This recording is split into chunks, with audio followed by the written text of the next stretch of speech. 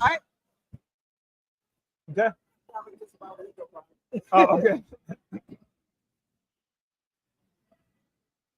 Okay. Everybody, we're here for another treat. We have another featured author, Dr. Ian Smith. And I know you all know who he is. One of our favorites. So, all kinds of books. And he just showed me one that I really need, but it's not. Oh,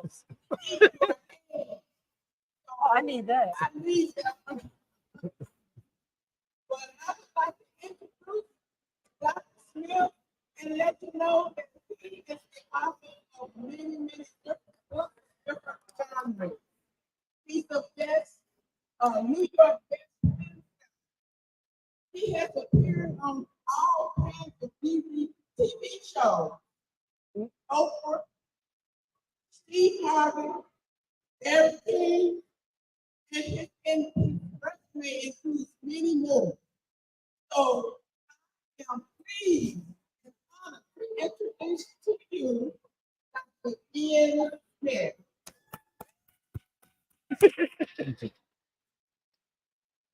Hello, hello.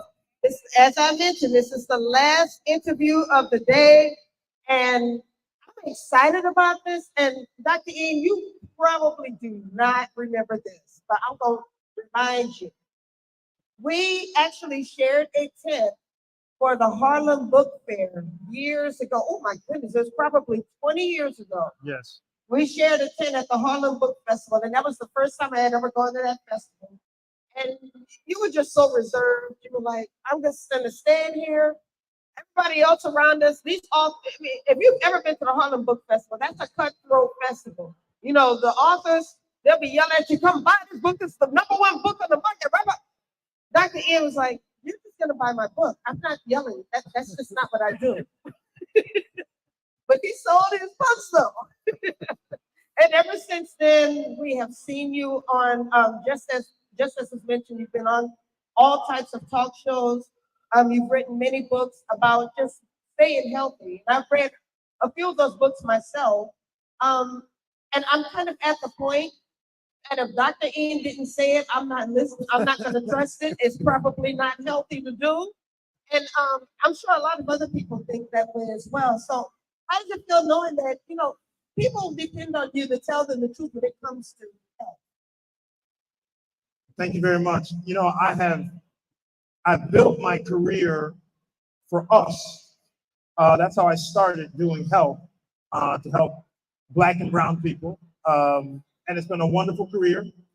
A lot of people said that African Americans will not listen to you because they don't want to change the way they eat. They don't want to move better. And I just disagreed. And my philosophy was that if I could change one life and that person can then change someone else's life, then it could be a ripple effect. So I've been at this for a very long time. I'm getting older. I want to retire.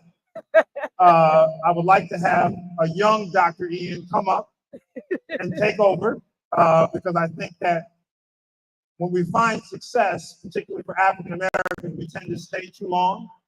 And I think that you should share the stage and the light with other people. So those who are watching at home, if there are other Dr. Ians, I'm very happy to hand off the baton, but I've had a very rewarding career. I'm a spiritual person. I feel like I've done a lot of good and fulfilled my godly mission. And I have a family. I'd like to spend more time on the golf course. But life has been good to me. And I hope that I have helped some of our people and others along the way. Well, first of all, thank you for that. I think we need to give him a hand for that. And as I mentioned, you've become a trusted source when it comes to eating healthier. I was against intermittent fasting for a long time, but then when I heard Dr. Ian talk about it and the healthy way to do it, that made me feel better. And we're not going to make the whole conversation about health because we do want to get to your mystery, your detective series as well. But How do you do that? Do you just kind of read up on things to make sure that they work? How do you do your research? So because there are a lot of people who will trust things knowing that you have co-signed on it. So that's a big responsibility, I'm quite sure, and it's one that you take seriously. But how do we go? How do you go about finding things that people can still lead a normal life? They can still eat things, but they don't have to overdo it, and it can still be healthy. So my mission from day one has not changed, which is that medical information and science is extremely complicated. And it's very difficult for the layperson to understand all of these studies. And the reason why I got into the media was because I wanted to take this very esoteric, complicated information and translate it so the average person could understand it and implement it in their lives, particularly African Americans. And I think that for African Americans, because we don't have access to the right information, or we're giving a lot of misinformation or disinformation, that is why we end up having a lifespan that's shorter. That is why we suffer from COVID deaths more than others. I mean, there's a lot to say about having knowledge about your health.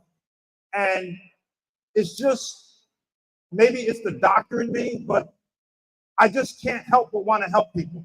And my wife has stopped me from intruding on other people's lives because my instinct when I see people is to try to offer them some advice.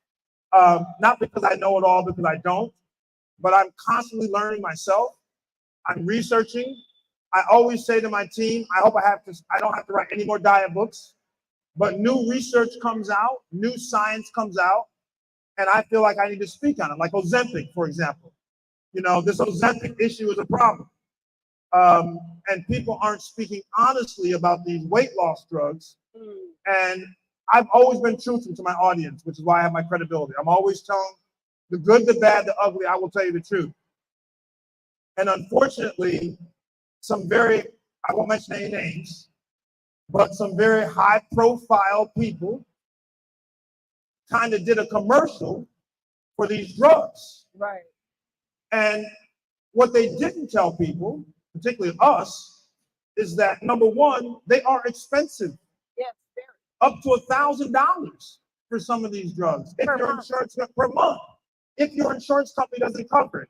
Number two, they don't talk about all the side effects. I mean, there's a long list of side effects: diarrhea, constipation, gallstones, you name it, with some of these drugs. And so for me, it's always about the research. What is the latest research showing? How can I take that research, distill it into concepts that I can then present it so that I always say, for example, my grandmother, may her soul rest in peace, can my grandmother understand the concept I'm trying to give to her? She suffered from type 2 diabetes. So as a scientist and a doctor, when I look at the studies and realize how badly African Americans are afflicted by illnesses that are preventable, that are treatable, that are curable, it breaks my heart. When you look at our life expectancy, right? I mean, how many times have you said, if you could spend one more day with a loved one, a grandmother, a grandfather, a sibling, one more day, if I could just spend 24 hours with my grandma, my grandfather, how wonderful that would be. Well, so many of us are leaving the earth so early. And so I always say, if I can impart some information to help you prevent having a stroke from having high blood pressure, to help you prevent from having type 2 diabetes, that's my mission. And even though some people don't want to hear it, right? My job is not to discern who's going to listen. My job is just to put the word out. And those, as my pastor would say, if their hearts are open to receive it, they will receive it. And I'm happy for whoever receives it.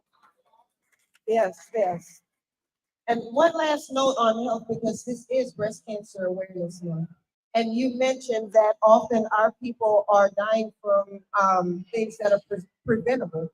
And African American women have a higher incidence of dying from breast cancer, not because it affects us differently, it's because often we're not getting checked as often as we should, or we're not catching it as soon as we can. Is there any advice to the women? We have a lot of women in the audience right now, and this is a good time to maybe give them a message about breast cancer awareness.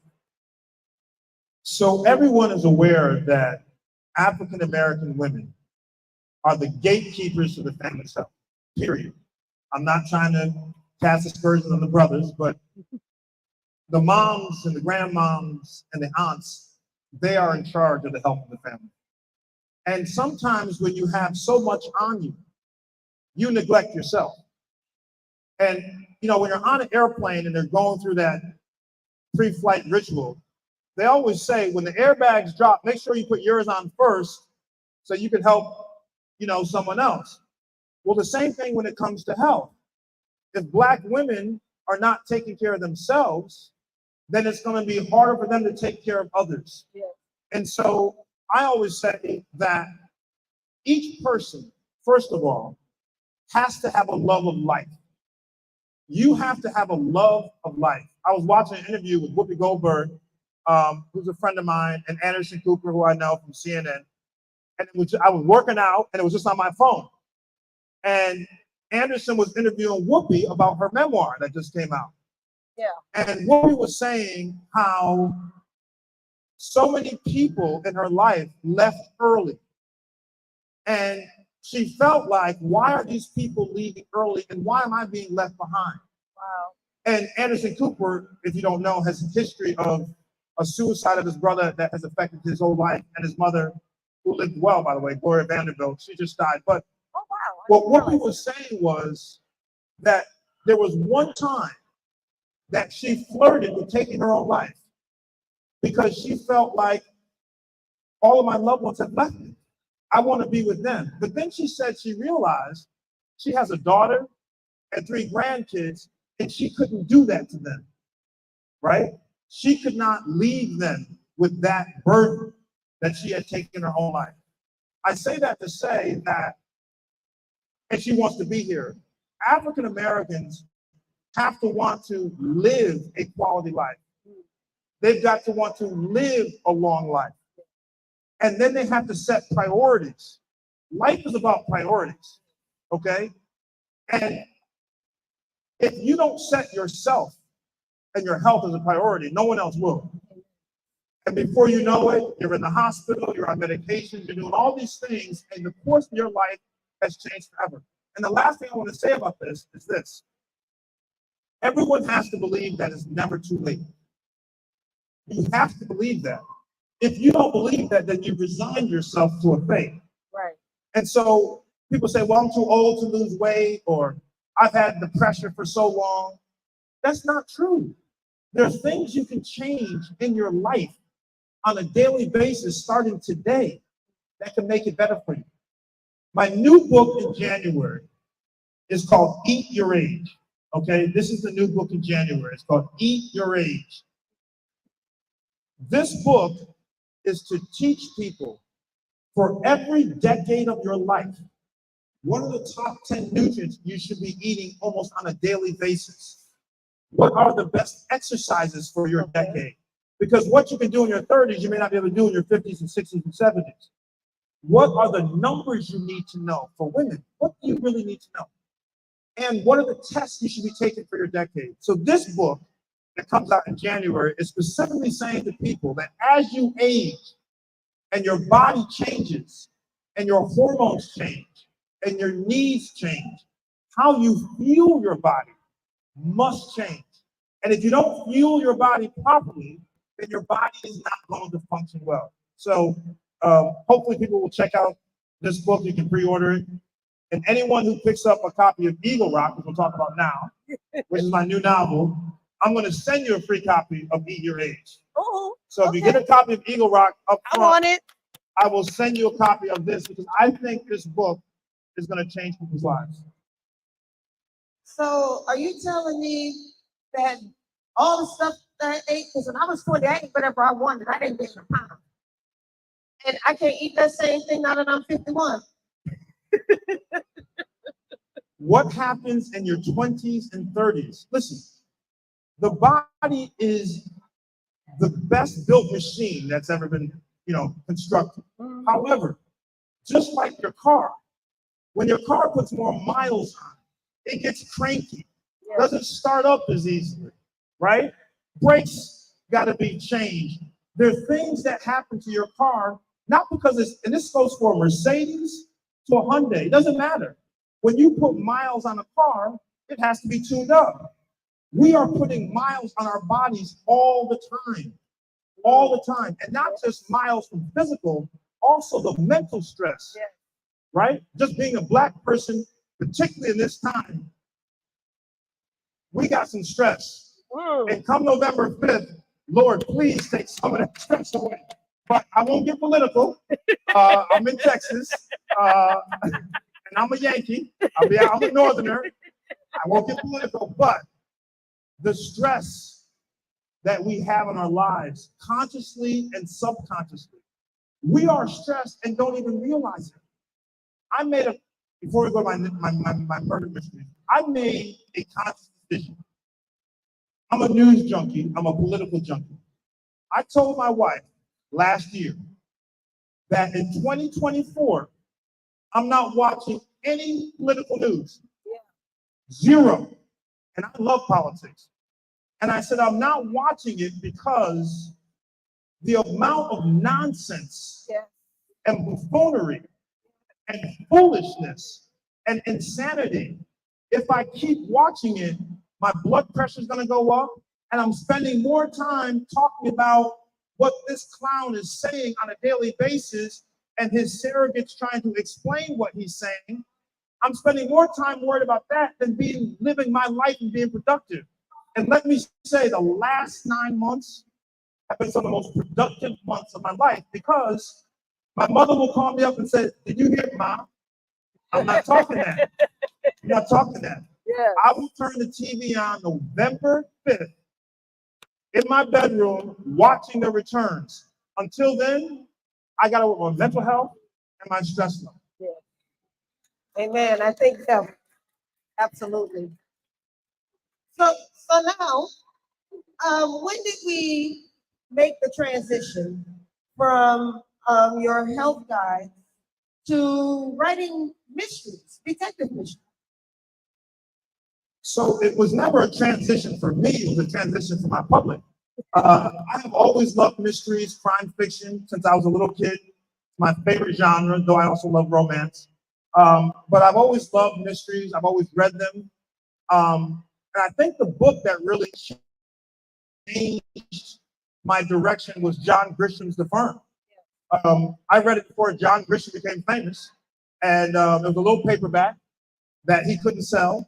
And my aunt, who had a little book, and my aunt and I had a little book club together, just the two of us would read books together. And she had suggested when I was in college, you got to pick up this book called The Firm. And when I read The Firm, that book, so that I was in my car trying to get paragraphs in there.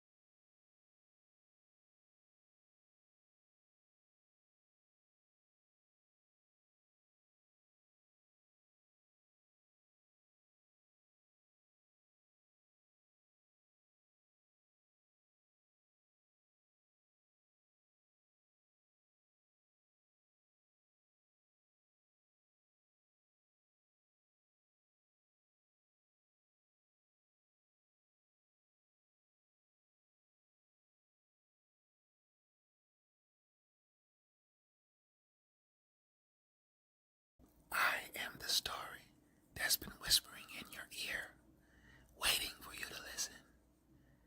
Take me on the Meet the World Writers Cruise, August 29th, 2025, where the Caribbean Sea will wash away your fears and doubts. Leave everything behind for 5 days of inspiration and feel the freedom of writing without distractions. Just the open water and the pages in front of you. There are only 30 cabins available, and the first 15 cruisers get a $200 discount. Don't miss this chance to bring me to life. Your future bestseller is calling.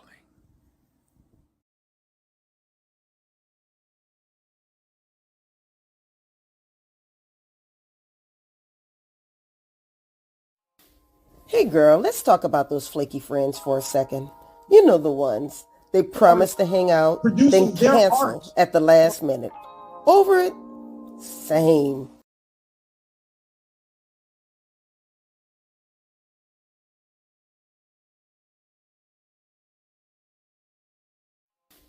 Hey girl, let's talk about those flaky friends for a second. You know the ones. They promise to hang out, then cancel at the last minute. Over it? Same.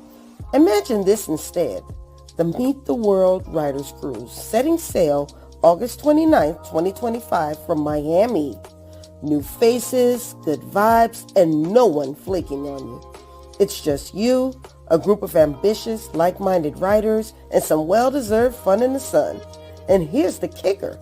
Only 30 cabins and the first 15 signups get a $200 discount. Why wait around for those friends to come through? Make new ones. Write your story and have the time of your life. Now is the time to write your future bestseller.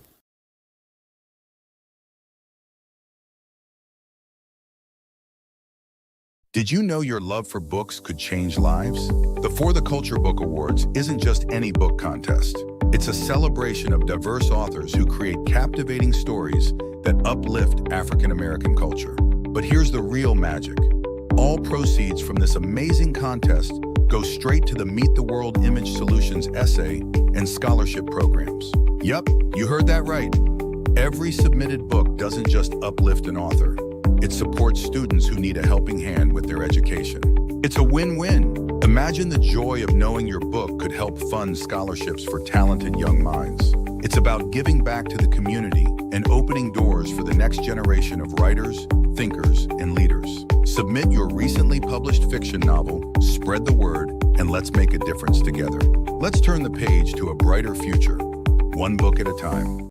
Did you know your love for books could